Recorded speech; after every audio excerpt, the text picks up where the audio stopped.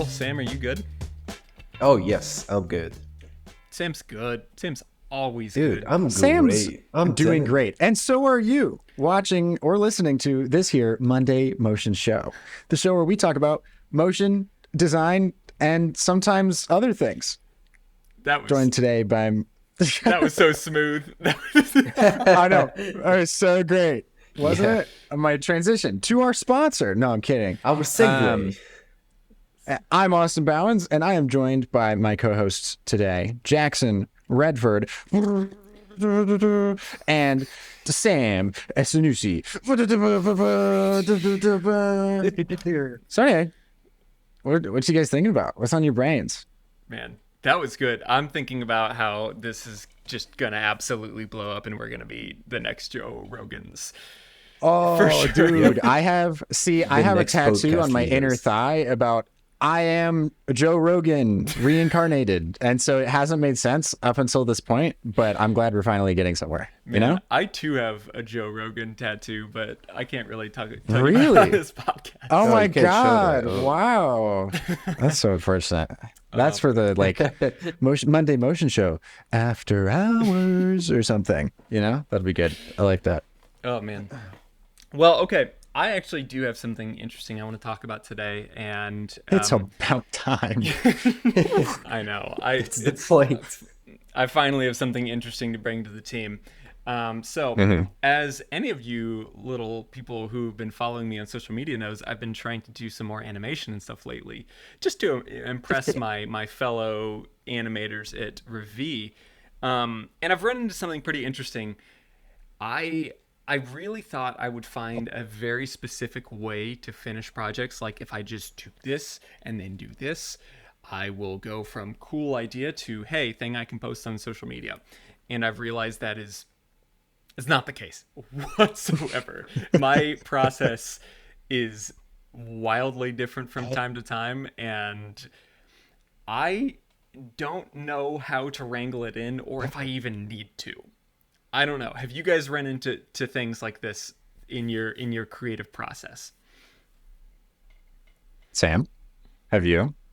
Absolutely. Actually, it's not something that, in my opinion, you figure out by time. I mean, you do get like better ways to do these kind of things, but you always change the way how you work, and your process is always changing. So you just have to find like that best option. But again, that best option is just for you, and at some point you're gonna find a better option. So it's not. It's just something that we struggled with. But actually, the main thing you have to focus on is like how good your motion is. The process doesn't really matter at that point. And once you have a good vision for motion and all that, you can change your process. Like lately, I've been struggling with.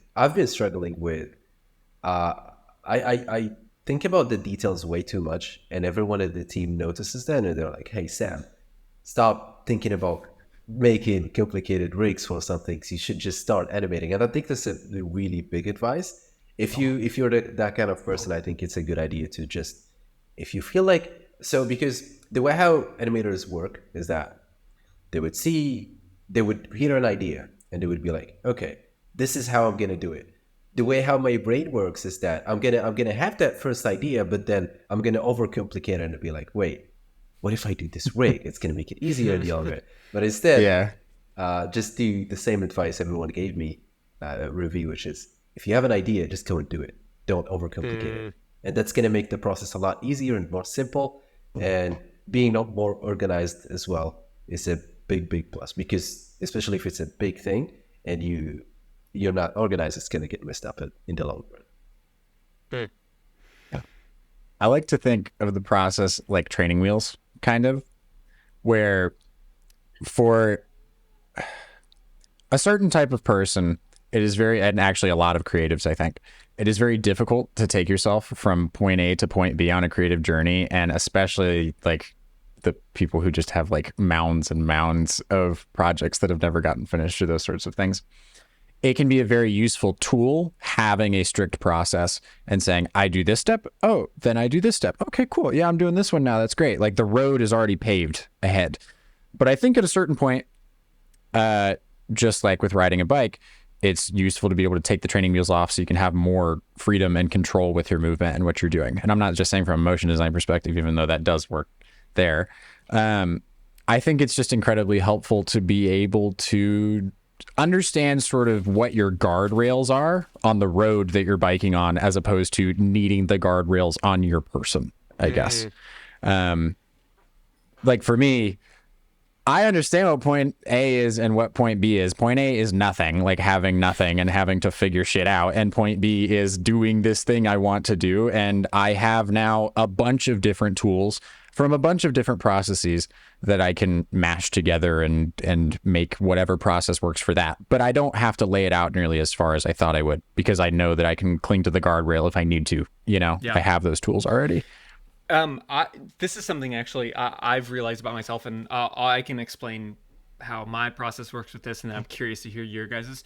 I've really tried to focus on and learn what actively stops progress for me. And lately, it's really been a lot of like, am I having fun doing this? No, I'm not doing it, which which kind of sucks, because I need just the tiniest bit more discipline, but I just can't seem to grasp it at times. In the past, it's been different things, but yeah, lately it's been a lot of like really just following whatever is scratching that little itch of like, this is cool, and I want to keep following this flow. I don't know. Are there certain things that you guys have recognized that like this definitive thing stops my progress all the time, so I'm going to try and stay away from it? I have one. Say it. I will often get caught in the trap of, like I said, I don't necessarily plan out the entire process, but I know like the process for the next step. And I will get caught in, oh, look, I did that task. Look at all the work I just did. And I will sit there and watch that scene over and over and over and over again. Not because I'm looking for errors to fix, although I say that I'm doing that to myself sometimes. It really is just like, but I don't have to move on and be scared of my process again and of nothingness, because I already have this little nugget, you know? Yeah. So I try and snap myself out of that, like just being overly satisfied with exactly what's there, when like I know I still have this other thing I set out to do, and conquering that is a constant thing for me. I did not know that was something that other people did, because I 100% do the same thing. Where like, no, I'll finish this little section. Hundreds. Oh, yeah. It's beautiful and I love it, and I just watch it over and over and over, and I'm like, I have to do more, but I don't want to, because this looks good. I know. It already feels so good and like its own satisfying little package. And so like hundreds of times watching it later, I finally muster up the courage to be like, okay, fine, I have to go through this process again, whatever. Because in reality, it's not one big process. It's like a process that works for me. And then I'm like, I have 10 bars I need to get through on this progress bar. Process for bar 1. Again for bar 2, and it just repeats and repeats and repeats until I get through to the end, I guess. I don't know. Yeah. For me, the thing that stops me or get me lazy into like finishing a project is what I just mentioned, which is overcomplicating things and thinking about like, how am I gonna do this rig, and how am I gonna do this?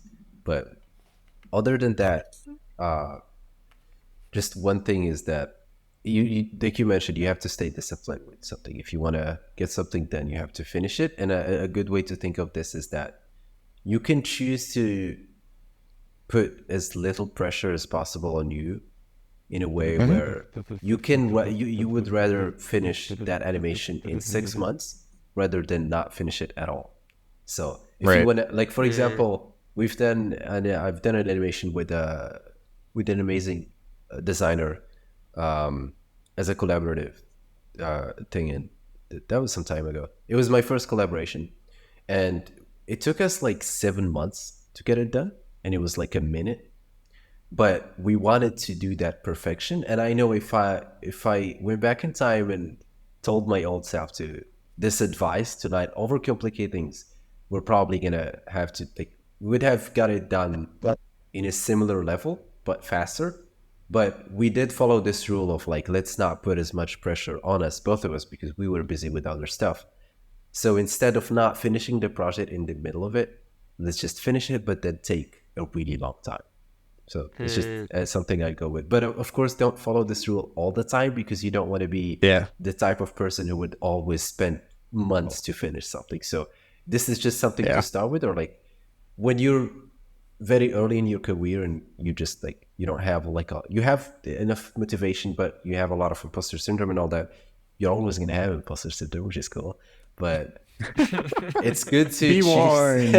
You've heard it here. It's cool. Yeah, it's cool to choose. If you had only two options, either to finish something but late, or not finish something at all, choose to finish something but late. Yeah.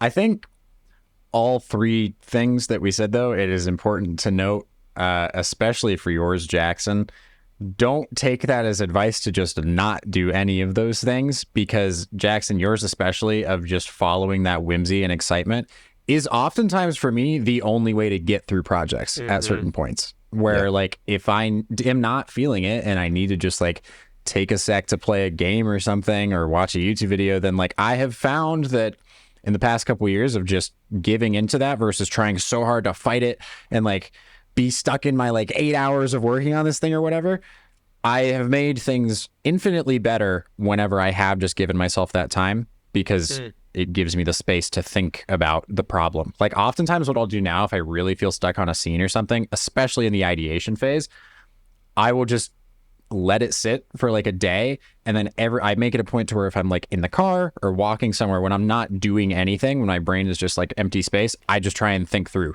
and like remember little glimpses of what that could look like, you know? And that helps me quite a lot.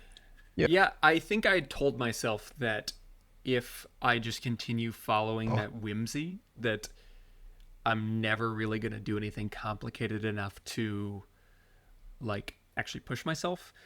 But it seems like it's a little bit of the opposite. Sure, there can be some truth to that in that, you know, if you really just follow that whim, it might be fairly simple and unorganized. But I don't want to discredit the act of just finishing something and what you can learn from actually finishing a project and moving on. First off, it feels great. Actually just getting something done and getting that sort of weight off your chest of I have this thing and I completed it can be the motivation to maybe spend a little bit more time next time because you're actually able to complete it. Plus, so like for the last few loops that I did feel a little bad that I didn't take the time to go into Illustrator and properly board it and do all those things. But I feel like I picked up things here and there along the way while actually making them that allowed me to make the next one a tiny bit more complicated, even though I didn't do it, you know, this certain way. So, moral of the story, finish the project no matter what. No matter what. Whether it takes a day due to whimsy or 7 months because you want to finish it no matter what. Just gotta finish it. Just get it done, I think. Yeah, that's true. Or almost as important, it is okay to change the plan, you know? Like if you are at a point where you're like, oh crap, I know I'm putting myself in this position all the time of like, I just boarded out. This is only supposed to be a 12-second animation and somehow I fit 15 scenes in here. And I'm like, God, now I have to like design 15 different scenes for this? No thanks. That sounds awful. Why am I doing this to myself? And I'm like, why don't I just combine these 3 scenes? I can make one thing here and it'll still fit well. Like later in the process. I used to hate doing that. And Noah was always sort of against me on some things. We'd butt heads on this where he'd have some sort of idea for a new scene or like completely changing a scene on a client project when we're like already in my head past the boarding phase. And I'd be like, we already made the plan, man. We just got to stick to the plan. And now I'm just like, yeah, okay. Like that will actually probably be easier because we're not sitting here trying to fight this over and over and over again, you know? So it's all to say, I think all of these things just come down to a level of discipline and not like whatever somebody else's level of discipline you expect to have, but just whatever you can do for yourself. Make your own plan to keep your family safe. I think it really comes down to just understanding how you work and figuring out how to make that work best. And like, don't get overwhelmed by the fact that you have to get this done, because it might sound scary. Like, I have something over my shoulders that I gotta get done. Just remember that you have to enjoy the journey, and you like your job and you like what you do. The reason why you're a motion designer is because you like that. And like the what Austin mentioned about taking some time off, I used to underestimate this, but it actually works really well. It's actually amazing. Sometimes if you just skip something for the next day, you're gonna come back with a completely different mind for it, and it's just gonna be super easy to do. And don't feel like, I have a friend who, I mean, I used to be like that, and my friend is that way, where he just works continuously. He prefers to work 8 hours and then rest instead of working 12 hours, but then you have little breaks. I would rather do that, because whenever you take that time off, it just works. Sometimes when you're like super stressed with something and you just don't know how to fix it, if you really like a different hobby, just go and do it for a few minutes and come back, you know? I used to really not like that, because I would follow that, like, I love that feeling of like working for 8 hours straight and then like finally being done. I'm like, oh, finally I'm done. I can play this game or watch this movie. I used to really like that, but that lifestyle doesn't work for everyone. So if you feel like you want to take a break in the middle of it, I would rather work 12 hours, but then have small breaks, because it's going to be better.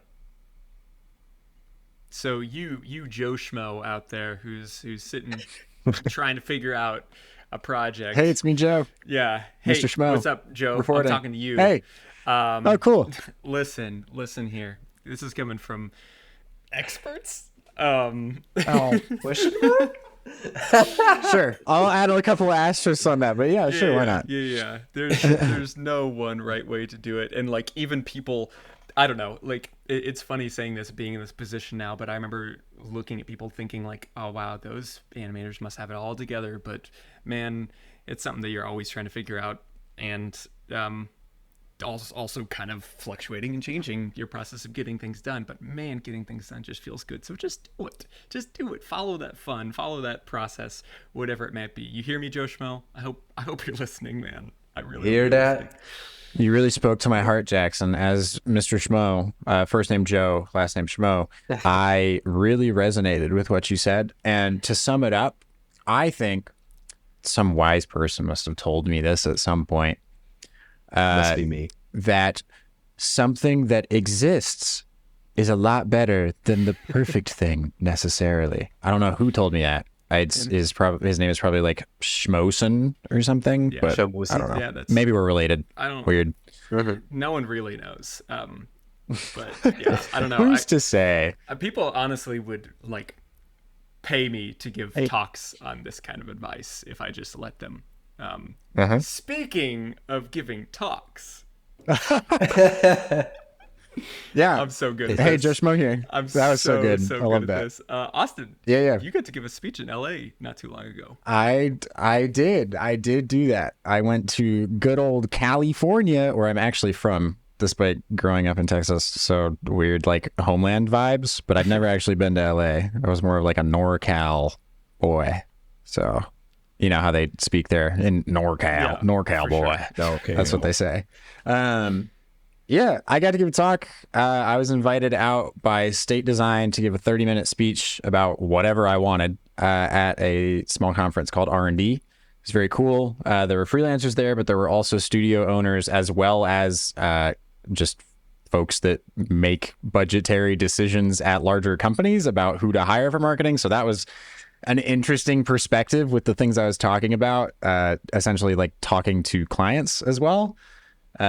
But my talk was essentially about, actually pretty related to what we were just talking about, how I continually find delight in the like 3 years of chaos we've had in building the studio. And a lot of that is like following the whimsy and those sorts of things, and went through like the history of the company, all in 30 minutes somehow, compared to the 4.5 hour video Noah and I made a couple years ago. Anyway,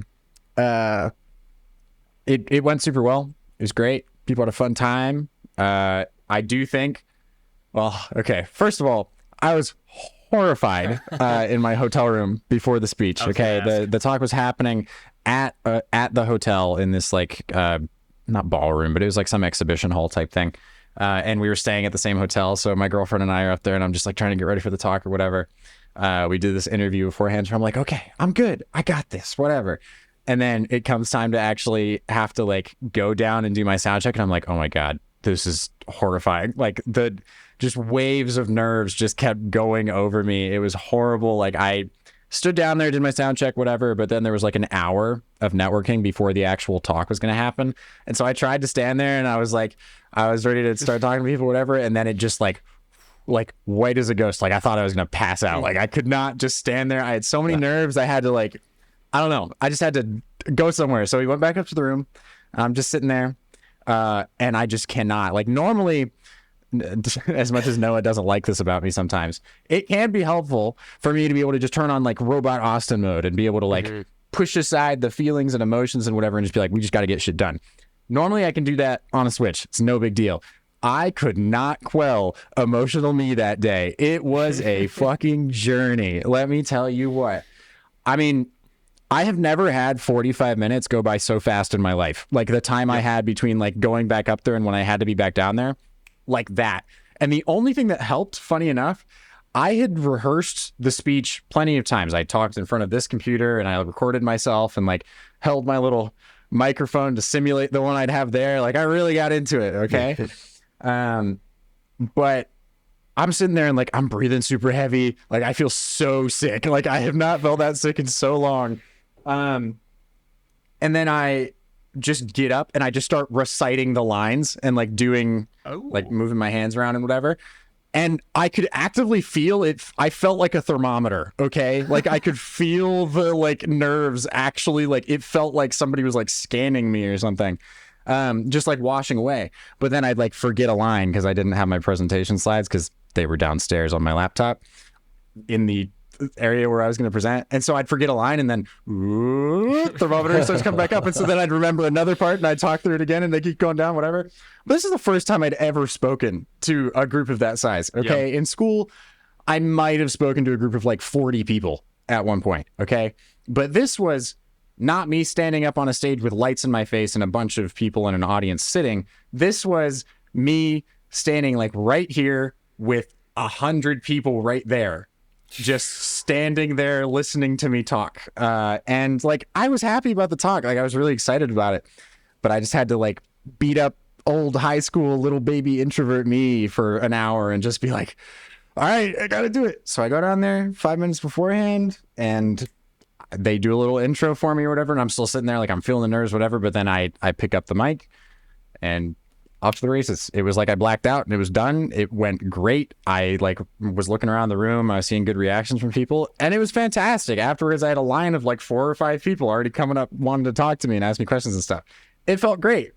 And so now I've kind of ripped the Band-Aid off and it'll be way easier any other time I do this now that I've done that. And it felt really great to be in LA because that's a much more like traditional industry space. We're definitely as like a much younger group in this space, not necessarily like included in those conversations very often.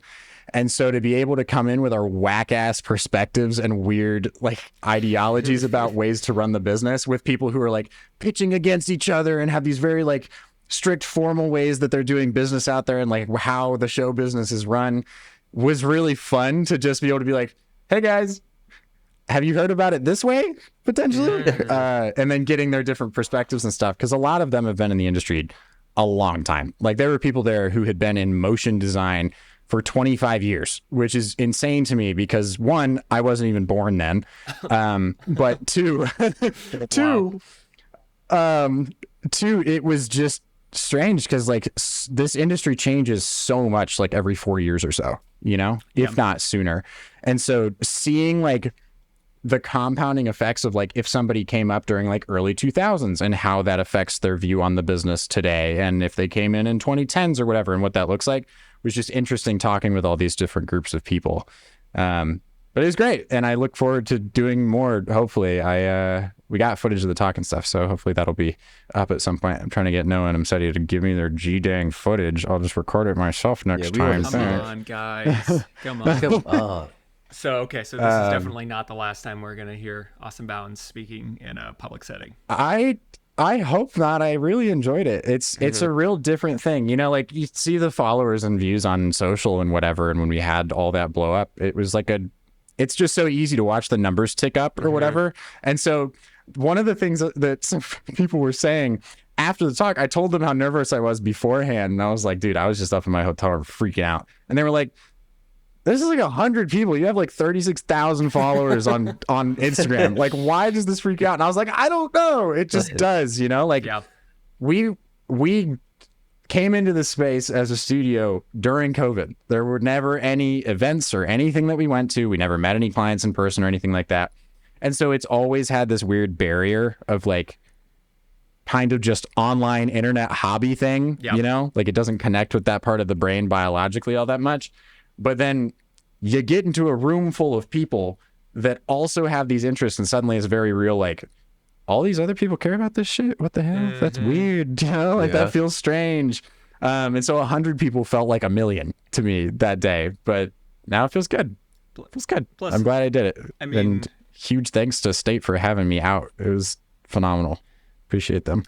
Yeah, it's not always the easiest thing when we're literally sitting behind a computer all day long and mostly just talking to each other, you know? That's definitely a really big jump. Sam, I don't know if you had any thoughts or anything you wanted to add. No, I was gonna ask like, how is your feeling afterwards? You know, like since you've done this and you were like, all right, I got this off my chest, you can do more now. I feel like I'd be good in basically any setting for public speaking at this point. That's awesome. Because that to me felt like the most intimate possible version, you know? Like people are sitting in seats, they're like in this like rested position or whatever, but like all of them standing there was a really like, woof. Like there are people right here, okay? Wait, they were all standing? Oh, there was like a couple people sitting in the very front, but vast majority were standing, and it was like packed in the room. There was a lot of people in there. It was, like, and there's nothing like something. I know, and it's like dead silent. There's no like room noise. There's nobody like whispering things to each other or anything. Nothing. It was just dead silence and my voice, and that was it. Yeah. But no, I think I'd feel comfortable with those sorts of things now, and I don't know. It was super energizing to me. Like before, I was terrified, obviously, but afterwards, it was like. Rest of the night, I was chilling, dude. Like I went over to the bartender to go and get my drink afterwards, and he's just like, just take it, whatever. It was a great speech. Nice. And I was like, this is cool. Okay, sweet. Hey. Like I must have done a good enough job, you know? Yeah. But I don't know. And then just getting to talk to everybody about these different things, it was, I don't know. It's kind of like, I mean, I'm very introverted. Obviously, I wouldn't have been freaked out that much over that. But there is a part of me that like, part of why I couldn't just stand around there waiting before my talk was because I already feel awkward in situations where it's just like, we could just talk about anything right now, you know? Like there isn't really an objective here in my very like robot brain or whatever.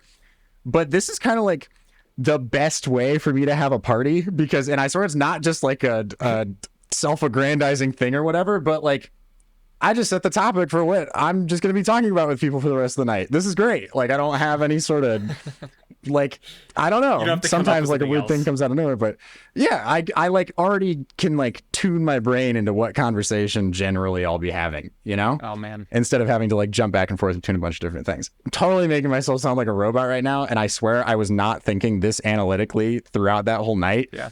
But looking back on it, that's what it felt like anyway. I don't know. That makes me want to give a interesting experience just so I could have easier social interactions afterwards. Yeah, that's the goal. That's it. And it's kind of worth it because it was like an extra reward aside from like the personal fulfillment of just doing the talk. It was like, oh, cool. And I don't have to have any social anxiety the rest of the night. This is pretty sweet. Let's go. I would have tried that out as well. Although I would freak out more. But I think it's gonna be a super experience, and just like the feeling you get after. It was really fun. Yeah, absolutely. It was. I mean, huge weight off because that's something I've carried with me my entire life is a fear of public speaking. Yeah. Despite us doing the live streams or this or talking to however many people online, it just is 100% a different thing. Actually being there and talking to people. You know. Yeah. So I'm glad I did it. I've conquered that beast. Absolutely. If we ever host like a public event or like a conference or something for a V, That's gonna be awesome if we have a lot of people in there and each person could, or like all of us maybe could speak in public. That's gonna be such a good experience. But I want to try that out at some point. I think it'd be definitely fun. on the list. Yeah, and I learned today that you get free drinks if you do it. So, shoot. Yeah, so like just for or that, that guy just really absolutely. resonated with it. I don't know. Win all That was around. fun. Well, yeah. that's good, man. It sounded like it was a really fun experience and just the first step to your new social engagement chapter. It sounds like. It's fun. Heck yeah. I like it. Any last thoughts, guys? This is good.